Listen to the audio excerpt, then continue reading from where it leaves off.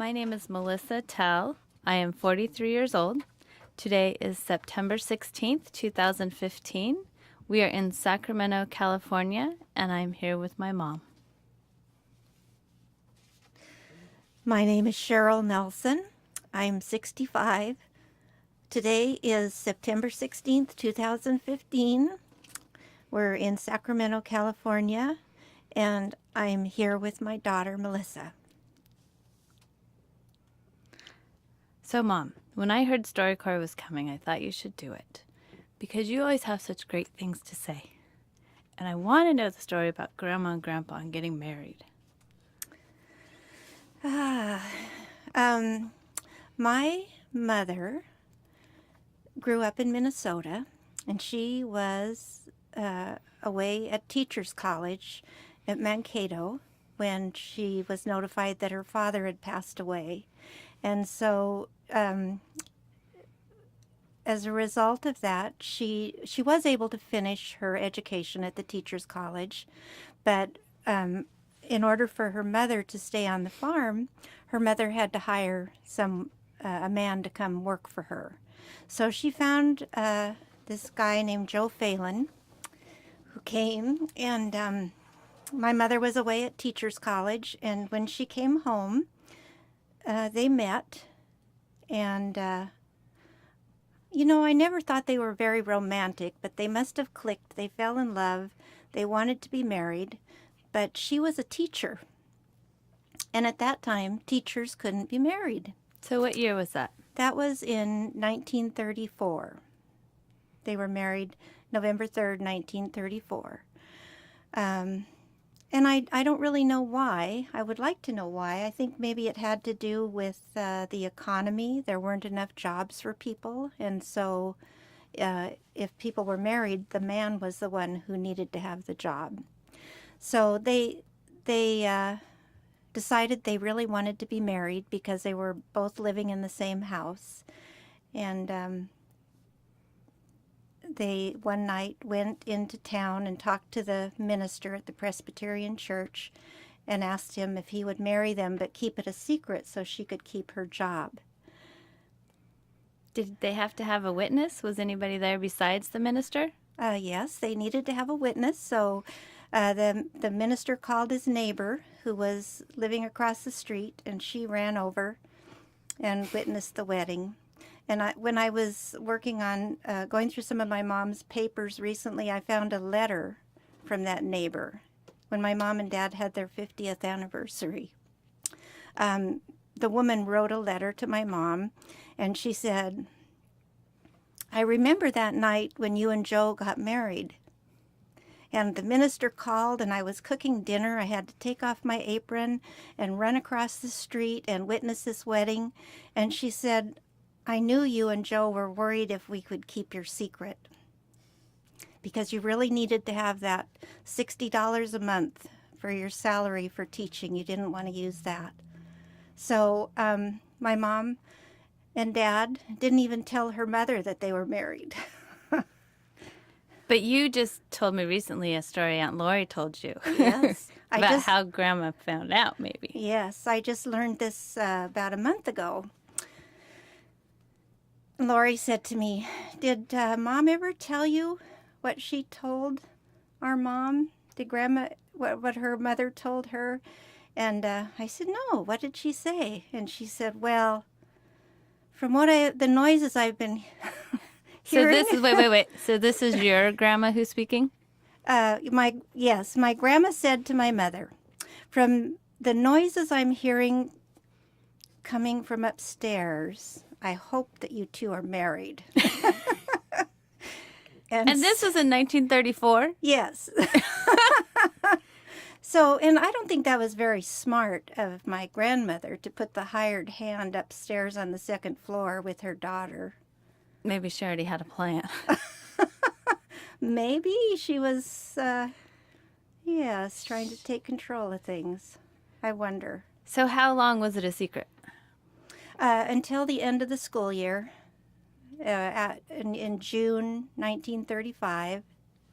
So they were married in 34. She got through the school year, and then I think they went out on their own. They found a place to live, and my sister was born the next year in February.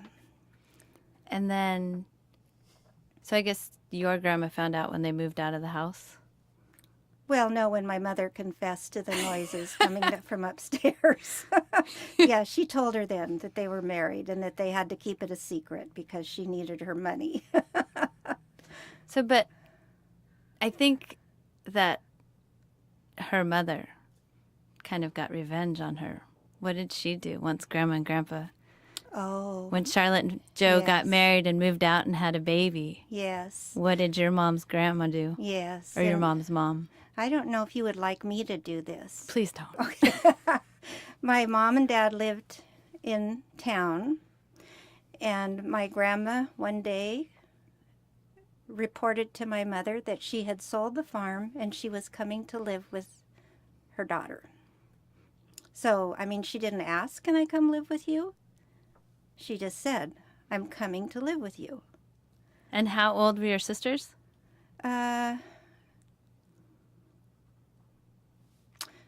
Probably 1 and 4. Yeah. So a newly... Maybe even younger than that. I'm thinking about pictures I've seen. I have a picture in my head of Grandma sitting on the lawn with Zaylee when she was a baby. So it was before she was 1. So Grandma Charlotte and Grandpa Joe had only been married for 4 or 5 years? Well, probably not even that long. They didn't really... Maybe it was... I know they were on their own when Lori was born in 1936. And Zaylee was born in 1939. So somewhere in that 3-year time period. So they never really had a house to themselves. Did Grandpa Joe ever say anything about living with his mother-in-law? No, they didn't really get along too much when I was a kid. But my sister and I were talking about that when she was here last time, too. Lori said our mother was a career woman before it was the thing to do. Like, now, I don't think you can imagine not working and being a teacher and still being a mom and taking care of your family. But I think having Grandma there allowed Mom to be that career woman and to be a great teacher. And my grandma stayed with us and did the wash and took care of the kids and made the meals. So Grandpa had 2 wives. He did. He did. And you know what? Now that I'm thinking back, when you guys were kids, the one thing that I wanted when I was working and Dad was working, and it was so hard at that time. You know, you're doing wash, you're cooking dinner, you're up late every night. The cookie jar was always full because we made everything from scratch. What I wanted more than anything was a wife. Would you have let Grandma Charlotte move in? No. Good, because Joel won't let you move in. But you'd let Sandy move in, I bet. No, she'd drive me crazy. Yeah, okay, I'm glad to hear that. I love her dearly, but no. Sandy is her mother-in-law. So wait, when were you born? 1949. So you're much younger than everybody else. And Grandma Charlotte's mom was still living with Yes. everybody? She died when I was 16. And So so she lived with you your whole childhood? Yes, I didn't know anything different. I went home from school every day for lunch, and she made my lunch. But she wasn't really like a grandma. She was more like another mother. I believe it. Yeah. Because I always thought a grandma would be somebody who should play with you. Is that why you always play with my boys? Yes. Have to tell you, they love golfing with you. And they love going out to eat with you. Yeah, grandkids are like having a second chance at childhood. And they want to know when you're bringing some of those cookies you keep making. Well, if I lived with you, No. I could make them right there. So Yeah, they're a very special part of my life because I'm not there every day. Disciplining them, uh, taking care of them. When I'm with them, it's just pure pleasure.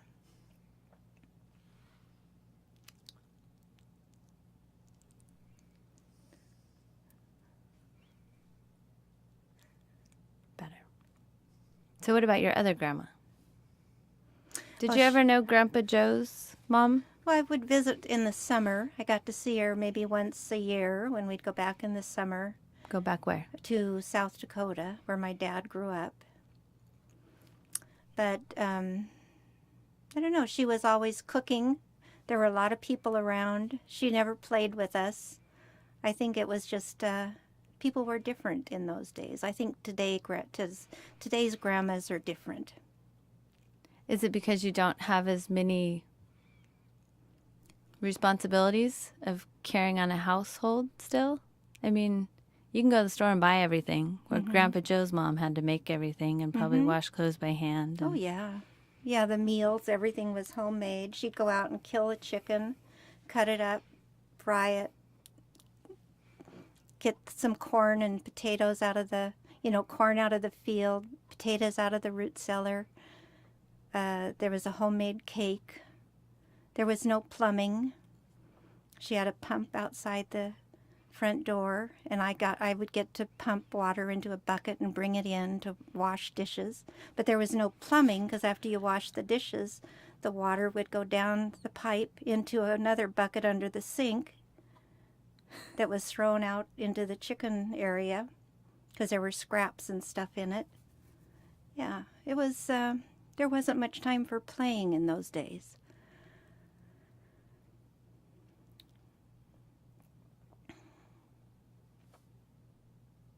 Trying to think of where to go. So Grandpa Phelan was in South Dakota, Yes. and Grandma Charlotte was in Minnesota. Well, they were both around the Laverne area. Laverne is a bigger city around, it's on the border of South Dakota, Minnesota. A lot of little farm areas out in that neighborhood. And my dad was the oldest of 12 children. And when he became 12 years old, his dad told him, Joe, you're a man. You're done with school. I've hired you out to work for this other family that was nearby. So you're going over there to work. You're a man now. What kind of work? Farm work. He was a farmhand. Took care of the animals. I don't know really what he did. He wanted to be a veterinarian. He wanted to finish school. And you think what a different life that would have been for him. But he worked for a German family, and the woman cooked his meals, and he had a place to sleep, and she would wash his clothes, and she would iron the collar of his shirt, but that's all. She wouldn't iron anything but the collar. And the money he earned, his dad would come to pick up Joe's pay. So Grandpa Joe worked, but the money had to go back to the family. Yeah, because he had to go to work to help raise all those other kids. And when did he make it to Laverne? Well, in 1934, he would have been 24. So he'd So he been was- working for 12 years already. Yeah. Yeah, he'd moved from different farms and worked and finally ended up at the Marshall farm where he met Charlotte Marshall And then they lived in town in Laverne. in Jasper, Minnesota. So how is it that your family ended up in Hawthorne, Nevada? Well, my dad was, when World War II started, my sisters were, I don't know, 9 and 12, something like that. Oh, and it had to be younger because I wasn't created until after World War II. And I think Zaley was, maybe they were 8 and 10, something. Anyway, my dad wanted to volunteer to go to the service in World War II because there was such a feeling of patriotism in the country. So even though he was older and he had a family, he joined the Navy, and he was assigned to the U.S. Naval Ammunition Depot in Hawthorne, Nevada. So he went there during the service, and he was gone. I don't know how long he was gone, if it was 2 years or 4 years. Anyway, after the war ended, So Charlotte stayed in Laverne? Yes, she stayed in Jasper. Oh. Yeah, she stayed in Jasper, and she was back working as a teacher by then, because I think when the war started and there weren't enough people to work, women were able to do a lot of other jobs then, so she was able to start teaching again. So Grandma took care of the kids, Charlotte taught, Joe went off to the Navy in Hawthorne. And then after the war, he went back to Jasper, and he tried to do some work. He owned a grain elevator. He had an egg route. He tried different things, but the area was just depressed economically. And because there was work in Hawthorne, that was why I ended up living in Hawthorne. We moved there when I was 3, almost 4 years old, because he was able to get a job at the naval base as a civilian. And that, I think everybody who came to Hawthorne, a lot of them had been in the service during the war and ended up going there after the war as a civil servant. And now Hawthorne, Nevada is pretty dead because there's not a lot of military going on in there? No, the base was closed, and I think there were about 5,000 people when your dad and I were growing up there, and now there's less than 2,000. It's a pretty small town because there's not much there in the way of work for people. So that's where you met Dad?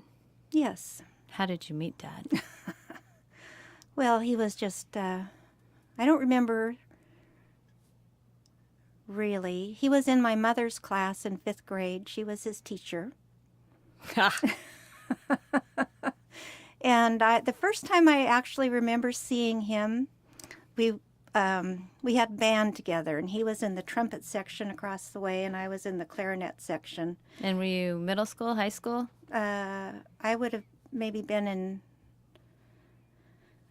maybe I was in 5th grade and he was in 6th grade, something like that, or 4th and 5th. And I'd look over, I'd be playing the clarinet, I was the first chair, making beautiful clarinet music. Mm-hmm. And he'd make funny faces and make me laugh, and then I'd squeak or... Sounds like didn't Dad. Play, yeah. But we didn't have our first date until I was the summer before my senior year, and the summer after he graduated. So he was a year ahead of you in school. Mm-hmm. What's his name? Danny Nelson. And so how did Grandma Charlotte feel about you dating Dan Nelson? She thought I could do better. How? Why? He was in the slow reader class. In 5th grade? Yes, and she was a pretty exacting teacher. She had the bright students. And of course, your mother wants you to have somebody who's going to be a good provider. And she wasn't sure that he could rise to the task. But later she said she knew your dad was such a good dad. Oh, I remember her talking about Dad in 5th grade and his cousins and how they sat in the back of the room and just goofed off, and none of them paid attention. And him and those cousins, if he could just get away from those cousins. So I think she took to separating Dad from the cousins, which made it not better, because it didn't need to be better, but for her there was a separation. Yeah. Whereas I think when he was in 5th grade, it was part of that group. Yeah. So I want to know, how would Grandma feel knowing that you lied to me my whole life? Yeah, I'm going to get it in. Well, maybe she did it too. Maybe that's where I learned it from. She was always one who knew everything. I believe it. Grandma always had answers, but she never admitted she didn't know them. Well, I didn't know. So when I was a kid, I would ask all kinds of questions. And I can't even come up with any, but probably like, why does the sun come up in the morning? And you would come up with some great answer. Or what happens when a dragonfly loses its wings? Always scientific based, always based on reason, always based on thoughtful consideration. I can even see the look on your face. Your lips get pursed. You look out of the corner of your eye. Well, let me think. Where would those answers come from?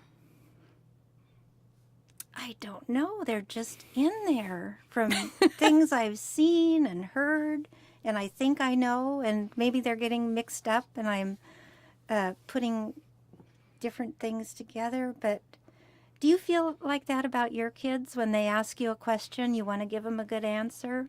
No, I usually tell them I don't know. Go figure it out. Look it up on the iPad. I don't. Yeah, Yes. I'm the iPad. I'll tell them to call Grandma. I don't really know, Melissa. I do remember when you were little thinking about all of the, but why? And I'd tell you something, but why? But why? And so I would just try to come up with a complete package to give you confidence that I knew what I was talking about. It lasted until I was 25 years old. Good. I did my job. Do you remember when you popped my bubble? No, I don't.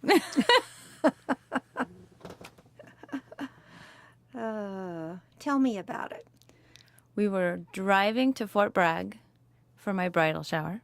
We were going around Clear Lake, and there's some kind of something, algae or something that grows in Clear Lake, and there's signs all over the road, some big fancy scientific name. I can't remember what it is. And I remember asking you what it was, and you gave me this big, long, descriptive explanation. And it was you and me and Amy and Lisa Reed. Did Lisa tell you I lied? No. But you gave me this great explanation. I said, that's awesome. How do you know that? You go, I have no idea. I just made it up. And right then and there, my childhood came falling down around me. Oh, I'm But sorry. I do admire your creativeness. And I do think that probably a lot of what you came up with, because you're a very logical person, had some kind of fact base behind it. Certainly it did. You don't live in fantasy land. No, I wouldn't have lied to you when you were a child. But maybe as things got beyond my scientific grasp, I had to... by then I was just in the habit of trying to pretend I knew. I don't really know what to tell you. But that's okay. But do you know what I want you to tell me? What? About helping me figure out curtains on Saturday. Mm-hmm. And we have the fabric all laid out. Uh-huh. And we're talking measurements, and you're explaining how this is going to work out. And then what did you say? I don't know how I know that. I'm looking to you to help me do something because I think you know it, and you come up with these great reasonings, and then you say, I don't know how I'm doing it. And then what did you add? I must have been channeling Sandy. And why would you have channeled Sandy? Because she knows everything. And I think that really made Joel feel wonderful. To know that his mom is part of your thoughts. Now, are my curtains done yet? No?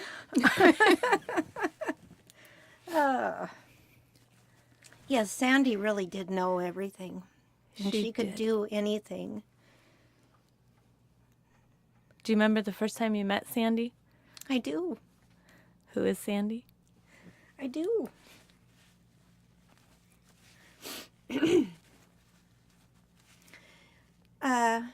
You had met Joel, and you hadn't known him very long. I think less than 3 months. Yeah. You met at Chico State University when you were both going to school there. And Chuck and Sandy were coming to Sacramento to a friend's retirement party. And I don't know why we were talking to Joel. Did I just offer, well, they can stay with us? I'm They'd sure be you welcome did. to stay with us. And they didn't think twice about it. Nope. you know, and they came to our house and they knocked on the door and I opened the door. And Joel and I were not there? No.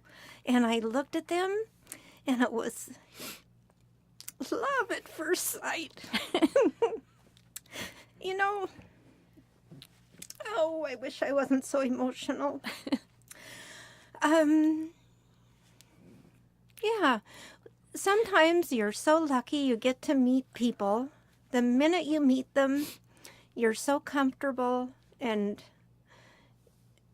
you have like interests and you have two kids that like each other and we like each other's kids, and it was, I think they loved us too. Love at first sight. Oh, yes. And I remember Sandy saying that they went to the retirement party and they left early so that they could come back to your house, who they just met a few hours before, and spend more time with you guys. Yeah, Which I thought was pretty awesome. it was awesome. We had the best times with them.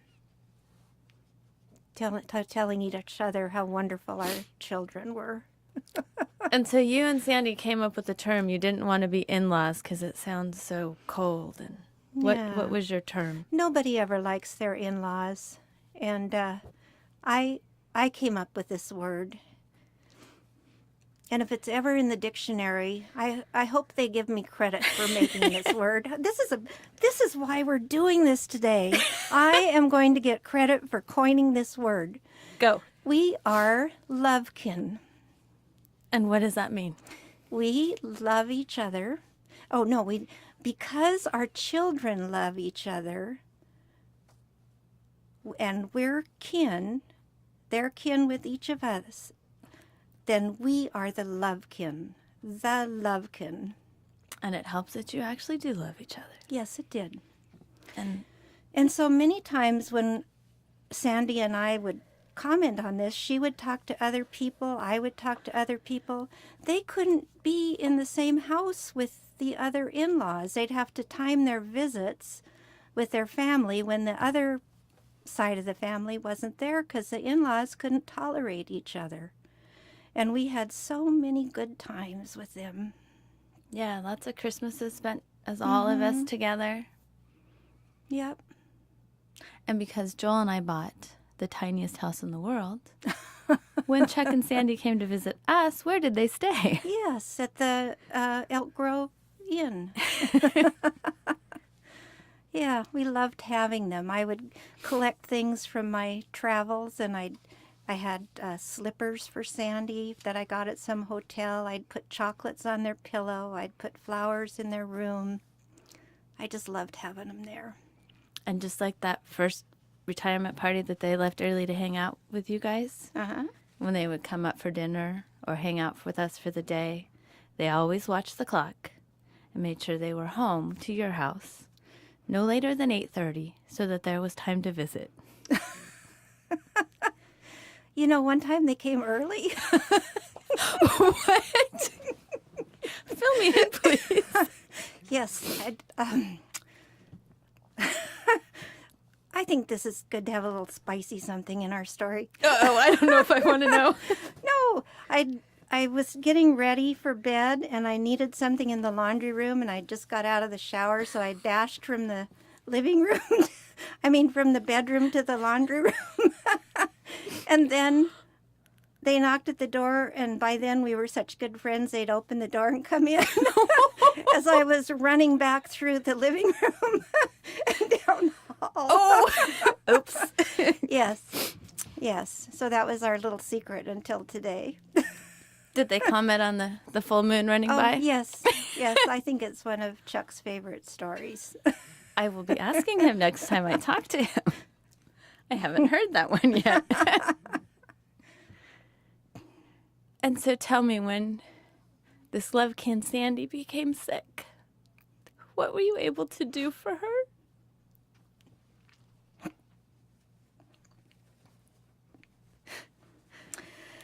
Well, I went to visit and I stayed a few days and cooked a couple of meals. and sat with her.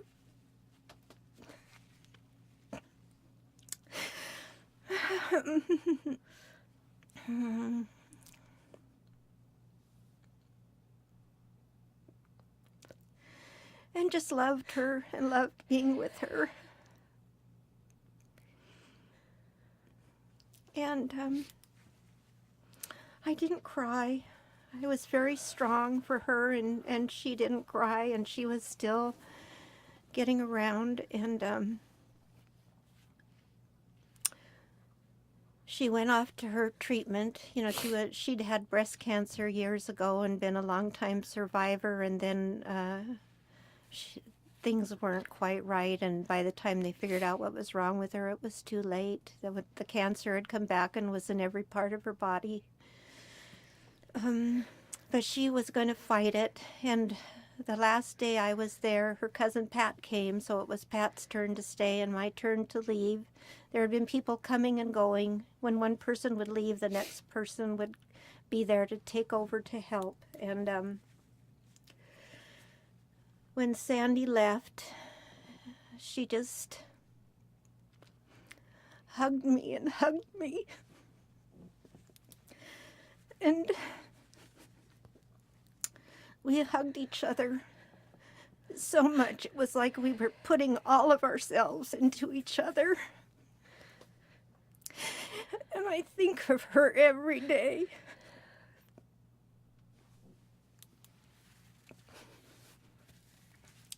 She was the most wonderful person. And I know that you were so close to her. She taught you how to do so many things. She made your wedding dress. She taught you how to take a radiator out of the truck and put a new one in. How to can, how to... You are just so blessed for the time that you spent with her. I did my very first re-roofing job for her. Oh, that's right. She taught you how to roof. Yeah, she was a wonderful, wonderful woman. Mm-hmm.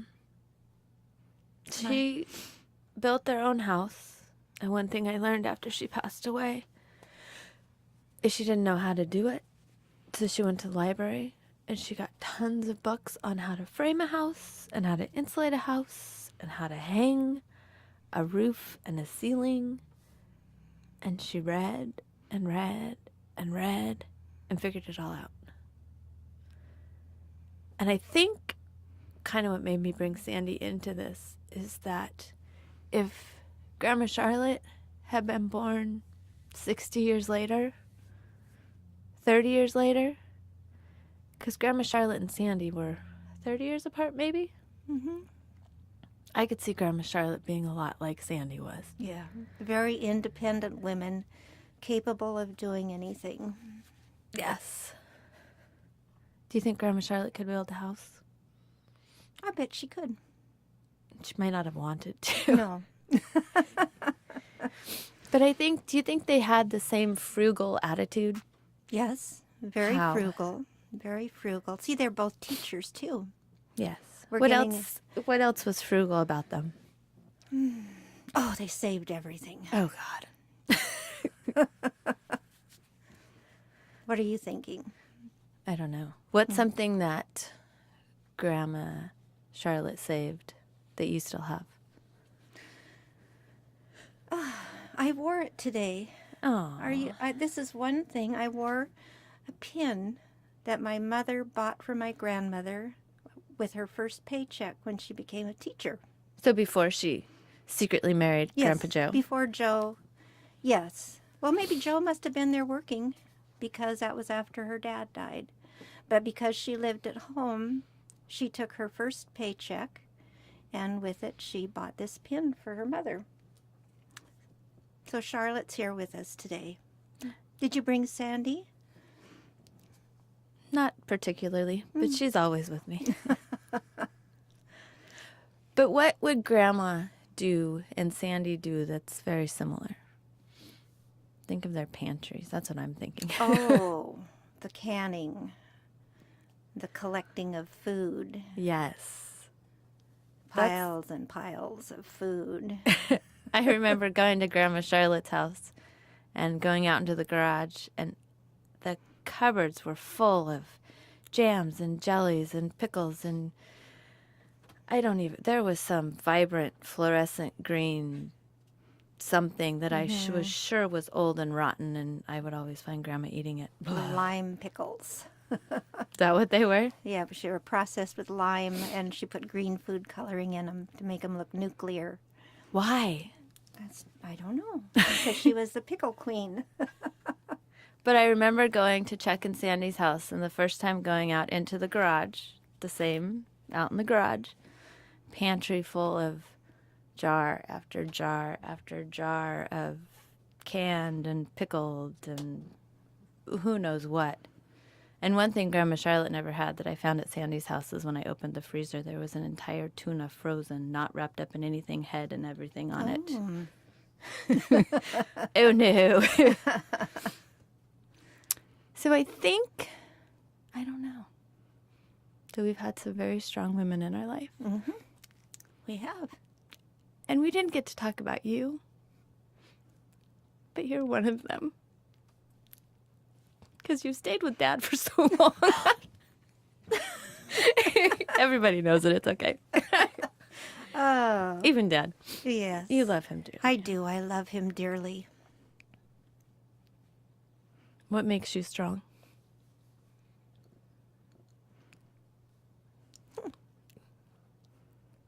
Being my mother's daughter.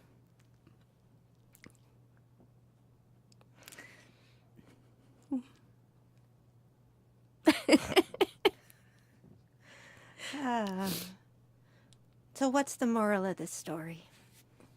Strong women rock. That despite society's placing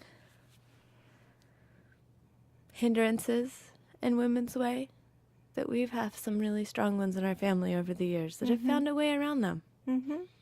We're good workers. We have a good work ethic. And you know what? Your brother's pretty darn good, too. Oh, don't bring him into this. He's I a made- clean freak. Well, yes, I made him the best wife any woman could ever desire to have. He's a good helper. Angie appreciates Yes, it. she does. So I think all the strong women have also, like you just said, made some strong men.